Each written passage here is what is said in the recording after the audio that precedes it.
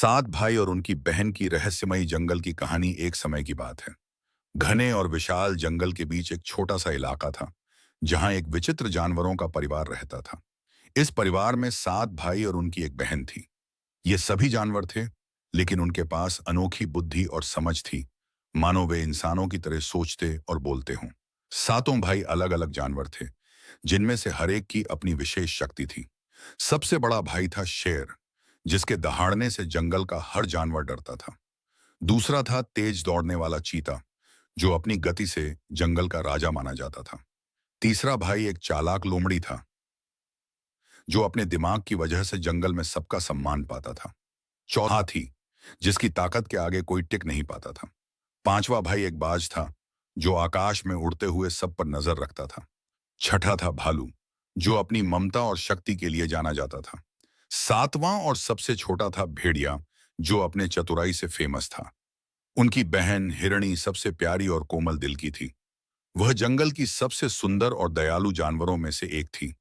वह सबकी प्रिय थी, लेकिन उसकी मासूमियत और सुंदरता से कुछ जानवर जलते भी थे।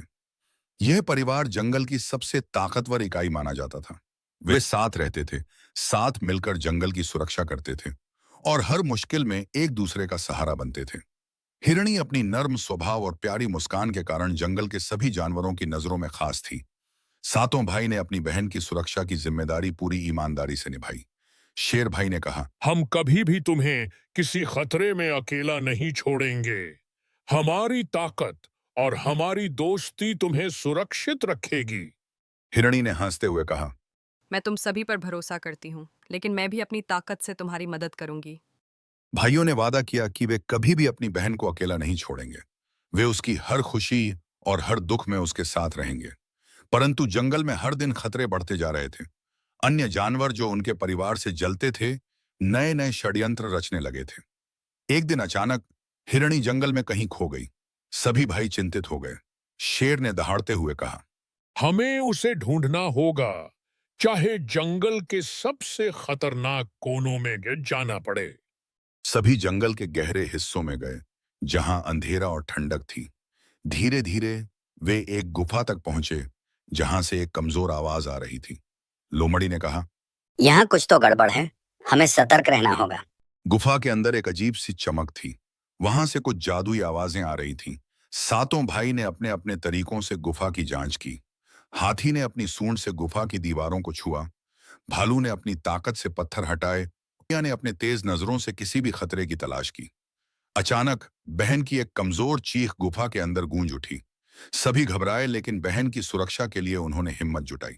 जैसे जैसे वे गुफा के अंदर आगे बढ़े, बहन की आवाज धीरे धीरे फीकी पड़ने लगी।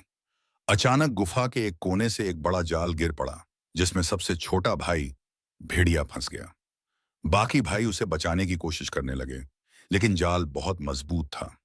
लोमड़ी ने सावधानी से कहा, यह कोई साधारण जाल नहीं है, इसे किसी चालाक ने बनाया है।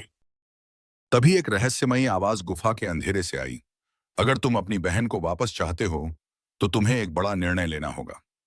भाइयों ने आवाज की दिशा में देखा, लेकिन कोई दिखाई नहीं दिया। वे समझ गए कि यह कोई जादुई शक्ति है जो उनकी परीक्षा ले रही है। दिन बीतते गए और गुफा में फंसे रहने के कारण सातों भाई के मन में धीरे धीरे एक अजीब बदलाव आने लगा। उनकी सुरक्षा की भावना धीरे धीरे डर और लालच में बदलने लगी। शेर भाई ने कहा, हमारी बहन की खूबसूरती और मासूमियत हमारे लिए खतरा बन सकती है।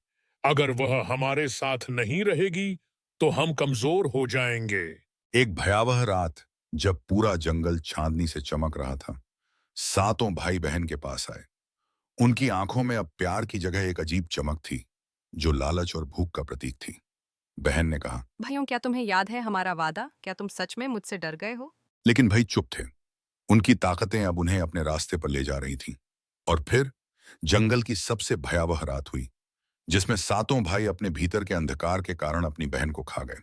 बहन को खोने के बाद सातों भाइयों का दिल टूट गया। उनकी आत्मा पर भारी बोझ था।